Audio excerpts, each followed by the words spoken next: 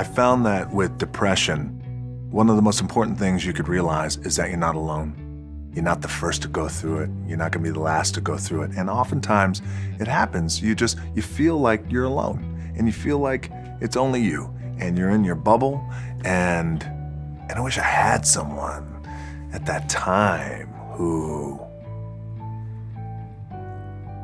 could just pull me aside and, hey, it's gonna be okay.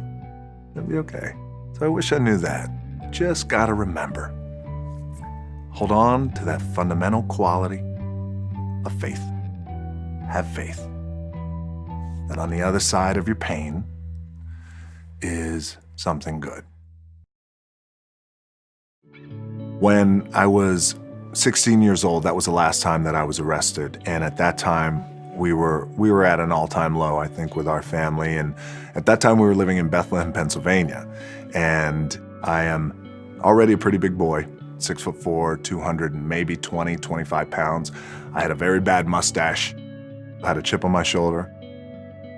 Fresh into this high school in Bethlehem, Pennsylvania, Freedom High School.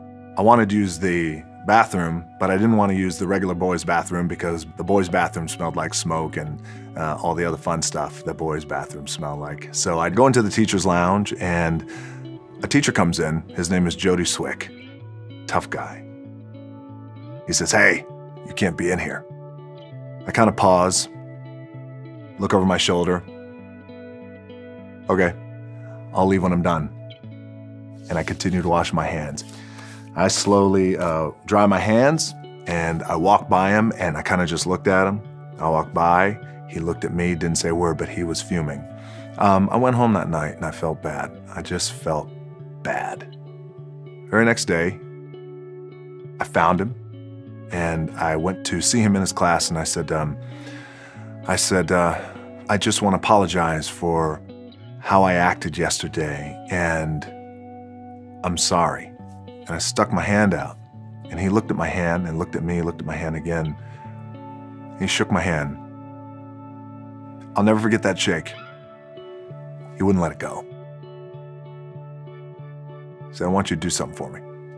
Yes? I want you to come out and play football for me. I said, okay. He said, all right. Have your word? Yeah, sure. You got my word. I didn't think much of it. I thought, okay, yeah, play some football. Like playing football? Sure, it's cool. And I went out and I played football for Jody Swick, and he was our head football coach. And he became a father figure to me and a mentor. I fell in love with the game of football. My grades got better, and I started getting recruited from every college across the country. College coaches will come in. You say, there he is, Dwayne Johnson, 6'4", 250. Plays both sides of the ball.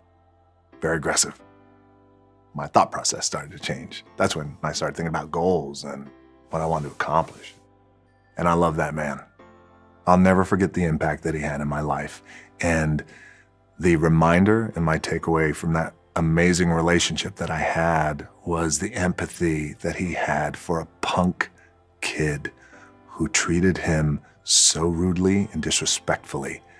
He looked past that BS and said, I believe in you and I want to turn you around. Oftentimes when I see kids and they have been labeled, oh, they're punk kids. True. But there's good in them. And we got to see that potential. And I enjoy that today, seeing the potential in kids just like he did, especially kids who are kind of wayward and have been going through it. I know what it's like. So thank you, Jody.